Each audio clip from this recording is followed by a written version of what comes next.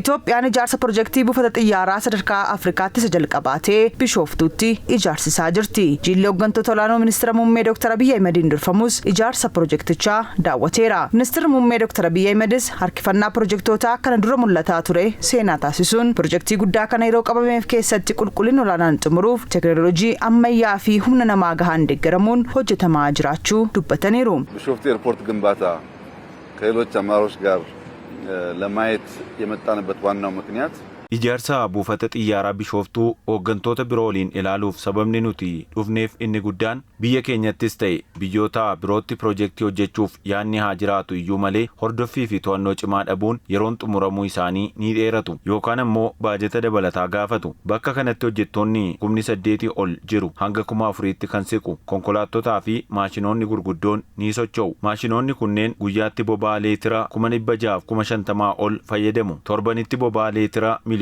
7 dhiyeessinaa jechuudha. Sadarkaa biyyaatti buufata xiyyaaraa guddaa ijaaruu qofa osoo hin taane humna namaa hanga kana baay'atuu fi maashinoota gurguddoo jiran to'achuu kan danda'u. Walumaa gala sochii dirree kanarratti jiru hunda kan to'atu sichueeshin ruumii irraa hordofna. Kunis sadarkaa biyyaatti isa jalqabaati jechuudha. Buufatni xiyyaaraa Bishooftuu ijaaramaa jiru kun ilaalcha gadiyaanaa warreen guddina Itoophiyaan barbaanne fashaleessuun qormaata nutti dhufu hunda dandamachuun ijaarsa isaa qulqullina olaanaan yeroo qabameef keessatti xumuruun Itoophiyaa qofaa osoo hin taane Afrikaan milkeessuu akka dandeessu ittiin kan mirkaneessinudha jedhan. ቢሾፍቱ ኤርፖርት ስራ በጣም ግዙፍ ነው።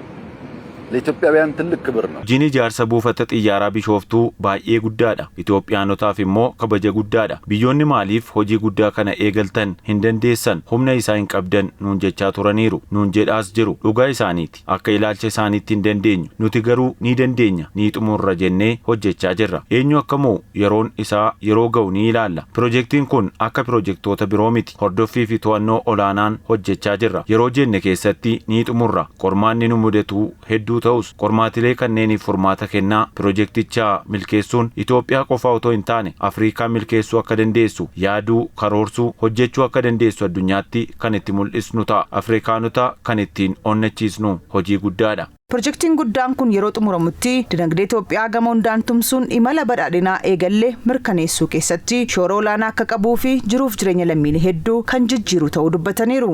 ለመላው ኢትዮጵያ ሕዝብ ማብሰር መናገር የምፈልገው ነገር Itoophiyaanota hundaaf ergaan dabarsuu barbaadu ijoollee keenyaaf kan hafu kan darbu bu'uura cimaa bakka kanatti kaa'aa jirra. Kun bifa Itoophiyaa fi dinagdee Itoophiyaa jijjiiruu pirojektii danda'udha. Pirojektiin qeenxeen kun galii biyyaa irratti jijjiirama olaanaa fiduu danda'a. Har'a namoota 8,000 pirojektiin hirmaachise yeroo xumuramu ammoo jireenya nama baay'ee jijjiiruu danda'a. Itoophiyaa keessatti shaakallii guddisanii yaaduu waan jalqaban qulqullinaa fi yeroo qabameef keessatti xumuruu eegallee jirra. Irraa barachaa jirra. Hojii kanas yeroon xumuruun badhaadhina Itoophiyaa dhugoomsuutu barbaachisa.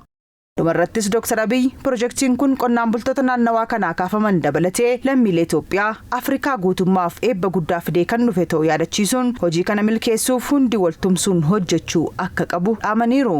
የኛ መንግስት እንደሚታወቀው አርሶ አደር ሲያነሳ እንደከዚህ ቀደሙ እነሱን ጥሎ ልማት አያመጣም 100% የነሱ ህይወት መሻሻል mootummaan keenya akkuma beekamu qonnaan bultoota yeroo kaasu isaaniin gatee misooma hin fidu dhibbaa jireenya isaanii jijjiiruun mirkaneessuu barbaachisa. Mana ijaarree fi jirra bakka daldalaa ijaaraa fi jirra. Pirojektii kanaan qonnaan bulaan miidhamu hin jiraatu. Pirojektiin kun qonnaan bultoota naannoo kanaaf naannoo Finfinneef Itoophiyaaf Afrikaaf walumaa galatti Afrikaa guutuuf eebba guddaadha. Afrikaa keessatti akka danda'amu pirojektii agarsiisu qofa osoo hin taane Afrikaanotaaf eebba guddaa pirojektii fiduu danda'udha. Ijoollee keenyaaf bu'uura guddaadha. Ijoolleen keenya abdii qabu. Itoophiyaan abdii qabdi. Itoophiyaa badhaate dhaloota dhaalchisuuf hundi keenya waliin ta'uun haa hojjennu. Hojiin malee eessaanuu biyyi jijjiiramtu hin jirtu jechuun barbaada.